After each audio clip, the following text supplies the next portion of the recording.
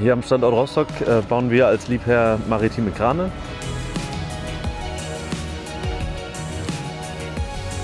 Die Anforderungen wachsen, die Kräne, die gebaut werden müssen und die offshore gebraucht werden, werden immer größer. Wir haben jetzt seit kurzem den TCC, den Traveling Cargo Crane. Jeder, der hier vorbeikommt, jeder, der mit dem Schiff reinfährt, sieht den Kran. Der ist dafür da, um uns bei der Arbeit zu helfen, um zum Beispiel Großkrane wie den HLC, den Heavy Lift Crane, aufzubauen. Wir haben eine Hubkapazität von 1600 Tonnen. Das ist weit über dem, was sonst hier im Hafen zur Verfügung steht. Also hier passiert wahnsinnig viel. Es ist eine große Aufbruchsstimmung zu spüren und wir sind mittendrin.